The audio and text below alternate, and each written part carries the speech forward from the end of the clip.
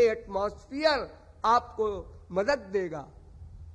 किसी को आप आंसू बहाते हुए देखें, फील करें, क्या बात है, अनंत जन्मों का पापात्मा मैं, किस बात का अहंकार है जो आंसू नहीं आ रहे हैं? क्या है मेरे पास? कौन सी चीज है जो अपने प्रभु के लिए भी आंसू नहीं?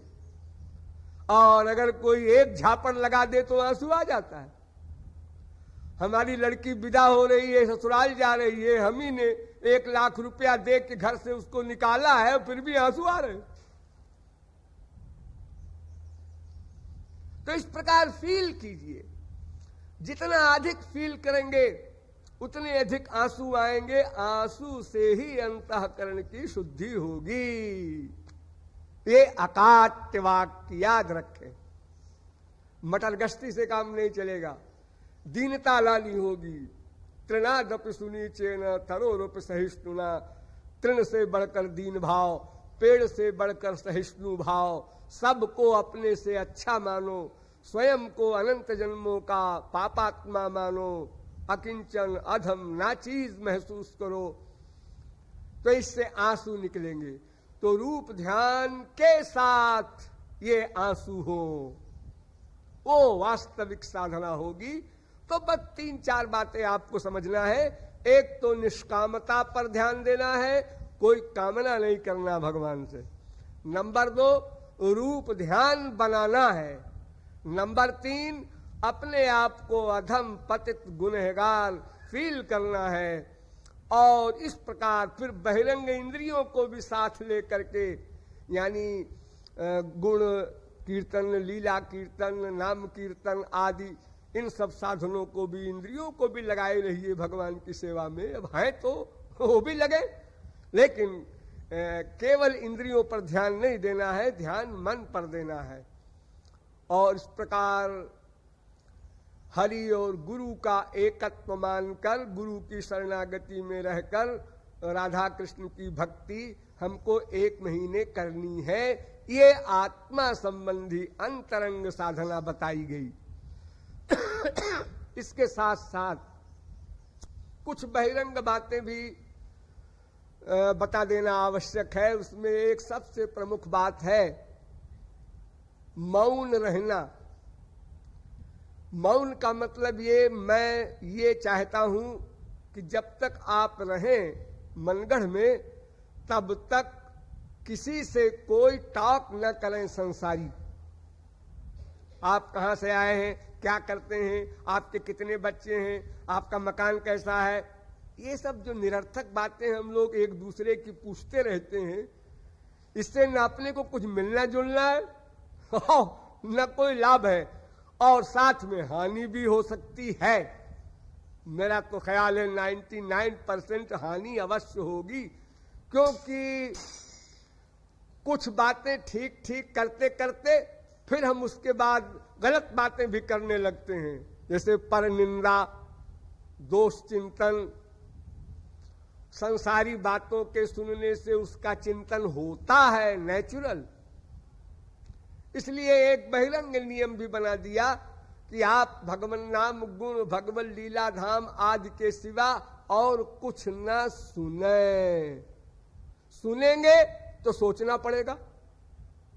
जैसे किसी ने कह दिया आपको तमीज नहीं है, आपको तमीज नहीं है, ये वाक्य सुना, अंदर गया वाक्य, जा करके अंदर अहंकार ने अपना विराट रूप दिखाया। इसने कैसे कहा कि आपको तमीज नहीं है? बस फीलिंग शुरू हो गई, अंदर मशीन को बिगाड़ दिया एक सेंटेंस ने। इसलिए किसी की बात सुनना ही नहीं, किसी से कुछ कहना ही नहीं।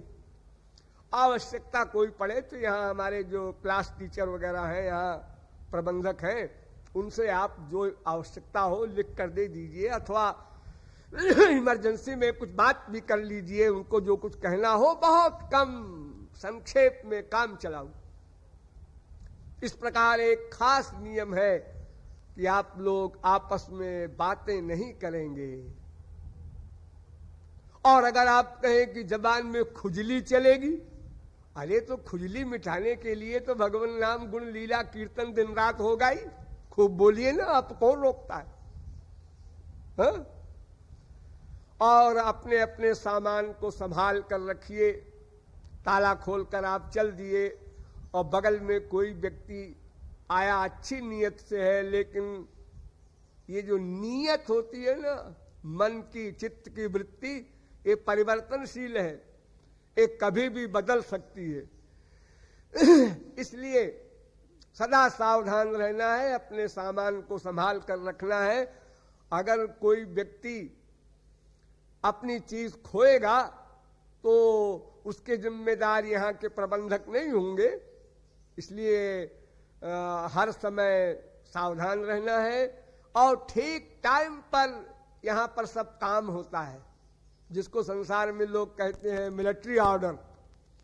घंटी बजी, तुरंत आपको वो काम करना है, खाना खाना हो, नाश्ता करना हो, यहाँ पर हाजिर होना हो।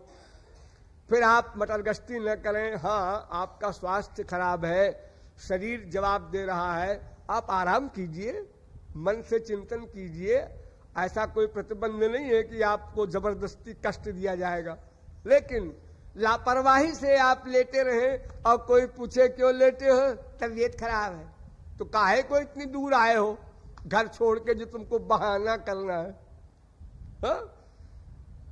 आप लोगों में से बहुत से लोग जाकर के, खास तौर से लेडीज, उनका ऊपर है ना, चुपके से चली गई, जाके सो गई, शाम को ही सो गई। अब अगर कोई गया, क्लास टीचर या मैं कभी गया, कौन सो रहा है? महाराज जी सिर में बहुत दर्द हो रहा है। तो नींद कैसे आ रही है? हाँ, बात तो ठीक है। अगर सिर में बहुत दर्द हो रहा है तो नींद कैसे आई? यानी ये लापरवाही है, बहाना है। शरीर को आराम देने की जो आदत पड़ गई है हम लोगों की, इसी को हम लोग आनंद मानते हैं, तो वो यहाँ भी हमला कर देता है। तो उससे भी सावधान रहना है आपको। और भी आपको जो बहिरंग नियम यहाँ बताए जाएंगे, ये यहाँ के प्रबंधक लोग आपको समय समय पर बताएंगे, उसको भी आपको फॉलो करना है। जितना अनुशासन में आप रहेंगे, डिसिप्लिन जितनी आप अपनाएंगे, मन पे कंट्रोल होगा, आपका लाभ होगा। इसलिए नहीं हो रहा है कि बहुत शक्ति है यहाँ पर। अरे भाई, मन की साधना में शक्ति तो आपको भी करनी है, यही तो साधना है। अगर मन के अनुसार चले तब तो फिर अनंत जन्म बिगड़े हैं, आगे भी बिगड़ेंगे। और फिर जब इतना कष्ट सह करके तपश्चर्या के रूप में आप लोग यहाँ आए हैं, तो फिर उसका ठीक ठीक उपयोग भी करना चाहिए।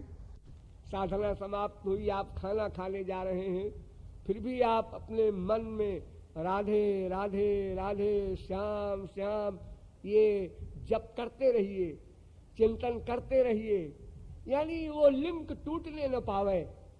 जैसे दो लकड़ी रगड़ी जाती है तो आग पैदा होती है, अरणि मंथन कहते हैं उसको।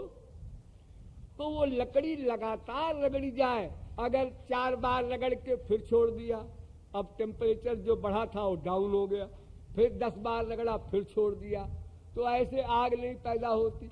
और आप कहते हैं मैंने तो 10 करोड़ बार रगड़ा। श्याम श्याम ये जप करते रहिए, चिंतन करते रहिए, यानी वो लिंक टूटने न पावे। जैसे दो लकड़ी रगड़ी जाती है तो आग पैदा होती है, अरणि मंथन कहते हैं उसको। तो वो लकड़ी लगातार रगड़ी जाए, अगर 4 बार रगड़ के फिर छोड़ दिया, अब टेम्परेचर जो बढ़ा था वो डाउन हो गया, फिर 10 बार रगड़ा फिर छोड़ दिया, तो ऐसे आग नहीं पैदा होती। और आप कहते हैं मैंने तो 10 करोड़ बार रगड़ा। अरे तो बीच बीच में गैप कर दिया आपने, 10,000 कमाया, 15,000 खर्चा कर दिया, तो क्या होगा? लोन हो जाएगा आपके ऊपर, कर्जदार हो जाएंगे आप। इसलिए बहिरंग नियमों का भी पालन आपको करना चाहिए। और मेरे पास कोई शिकायत ना आवे किसी की, अमुक व्यक्ति ऐसा करता है, इससे मुझे दुख होगा। तो आपको कम से कम जब तक यहाँ है तब तक तो हमको टीचर मानना ही चाहिए। और टीचर को अपने दुख न हो, ये भी ध्यान रखना चाहिए। इसलिए ये बहिरंग नियमों का भी पालन आप करें, और अंतरंग मैंने बता ही दिया। इस प्रकार साधना यदि आप करेंगे 1 महीना तो फिर आप कुछ कमा के, कुछ पा के, कुछ बन के जाएंगे अपने अपने घरों में। फिर घरों में भी साधना करते रहिए जितना समय मिले। तो इस प्रकार कोटि क्रम से जब अगले साल आप आएंगे तो अपने को और आगे पाएंगे, और इसी क्रम से एक दिन अंतःकरण की शुद्धि हो जाएगी। तब गुरु कृपा होगी वास्तविक, तब भगवान का वो दिव्य प्रेम, दिव्य आनंद, दिव्य दर्शन, दिव्य लीला आदि का जो लाभ है वो प्राप्त होगा। उसकी प्राप्ति के लोभ में आपको परिश्रम करना होगा।